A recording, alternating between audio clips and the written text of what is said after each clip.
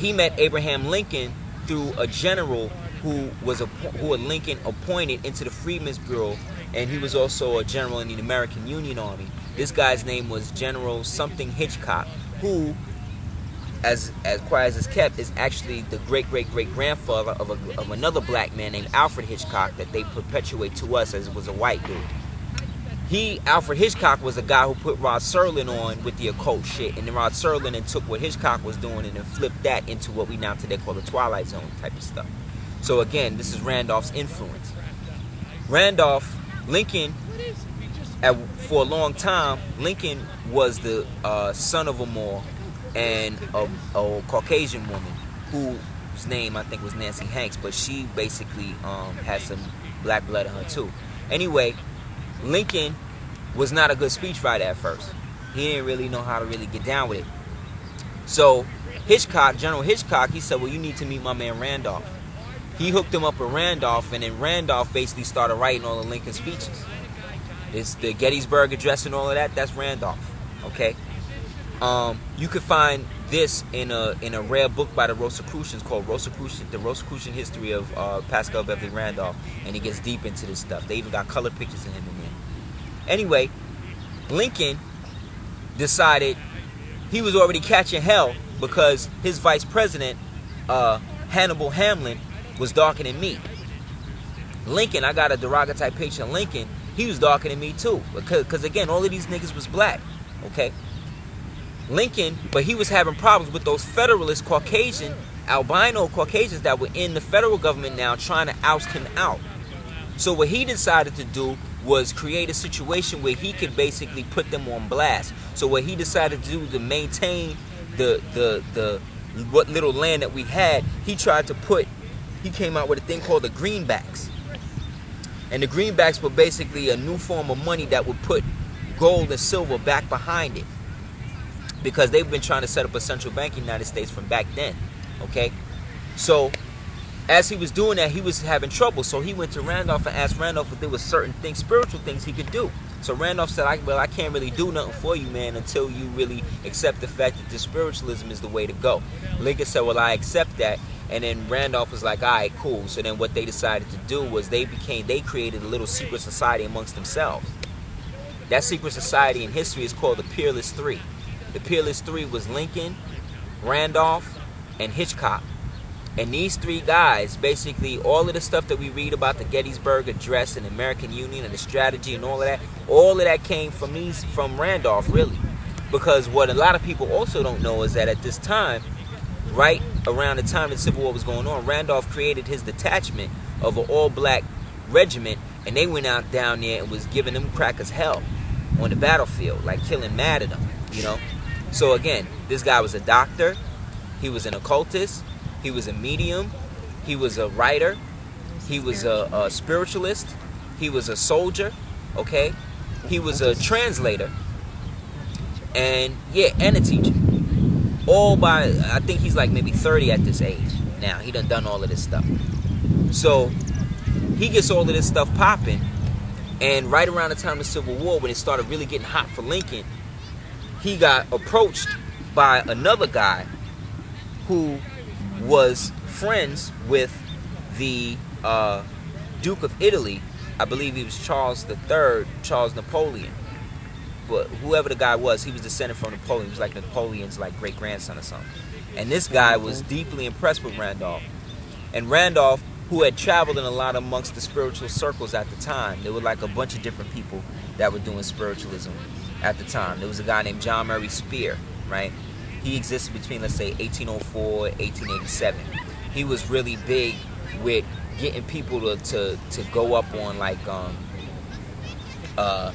different type of rituals to get into the spirit world, because the ritual was the way that the spirits identify with the purpose of the practitioner. So he was really into that. There was another guy, there was a woman, I forget her name though, and she was really big. It'll come to me. But she was a Caucasian woman, but she was really deep in spiritualism. This is way before Blavatsky. Anyway, he decided after he did his little tour in the war and he seen that the Freedom Bureau was coming to kind of a close, a climax, he decided to wait out the rest of the war. So while Lincoln was going through all his changes or whatever and going through his great bouts of depression, Randolph was his spiritual advisor and guide to help him get up out of that type of stuff. So a lot of the things that Lincoln was doing, at certain points people would say that Lincoln and Randolph were attached to the hip. And a lot of the crackers that were dealing with their little fake occultism shit didn't want Lincoln to be down with that, because they knew that this was going to keep them from further invaginating themselves into the infrastructure of what we now today call American life. So Randolph basically decided to be like, you know, almost like his spiritual guru. And he became that for a bunch of different people that was around at the time. Rockefeller sought him out, you know, from Standard Oil. What's his name? Elihu Yale. You know, he was kind of on his joint too. The dude who set up the Skull and Bones thing. I'm sorry, I thought I heard Indian drums. Yes, you did. Yeah, right? Yeah. So while this is going on, Randolph gets invited to do another tour of Europe. So he says, cool, I'm going to do it. So right when he bounced, that's when they killed Lincoln. And once they killed Lincoln, that's when Hannibal basically became president. But then they basically got him out of there because he was way too dark. And then they they tried to get other people in to follow suit. So while he was on tour in Europe, this is when he basically met one of the grandmasters of the Rosecrucians at the time. And this grandmaster was so impressed by him, the fact that Randolph was what we would consider an adept. An adept is somebody who doesn't have to get initiated. A lot of people think when you deal with the occult or masonry or Freemasonry that you got to be initiated into doing that. Now, there's two types of initiation. There's the initiation of the entered apprentice, and then there's the initiation of the adept. The adept does not have to be initiated by anybody else because he is initiated by his life experience. The entered apprentice initiation is those people that feel that they have to go through and be initiated by another man to allow them to receive knowledge in the form of degrees. Now, Randolph was an adept who chose to go through the initiation. So therefore he was both. So he was a Moor who was a Mason, and a Mason who was a Moor. It was basically all the same thing. So when he got initiated into that, he wound up going on a deeper tour and started getting into what they call the Aseeritic mysteries. And the Aseeritic mysteries is dealing with a lot of sex magic. So as he started dealing with the Aseeritic mysteries, he also got involved in another sect called the Nusari. And the Nusarian sect that comes out of Syria, as well as now Syria, Persia. Well, let's call it by the real names. Persis, which is Persia. Aseer, which is Syria. Misraim, which is Egypt. Minoa, which is now, or Ionia, which is now Greece. Havilah, which is now Arabia. Albion, which is now England or London, and Andalus, which is now Spain and Italy, Really which is now Spain. Really So he did this whole big tour, and his magic game elevated 150% to the point where people started being afraid of him. And the more lectures he would get, the more people would come. And so now he started writing books. He wrote a couple of books. He wrote one of the best ones, I would think, is this one.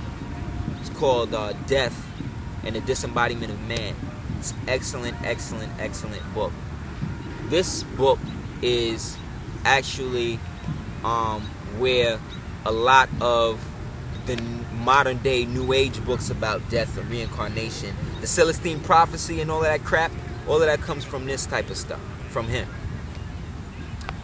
As we're talking, we're seeing an example of the destruction of our people. We're seeing a brother walking with this real unattractive Caucasoid woman. But as we're building on that, all of these New Age transcendental books and all of this stuff comes from basically the stuff that he put down. So he was then brought forth to the Great Dome in France and was actually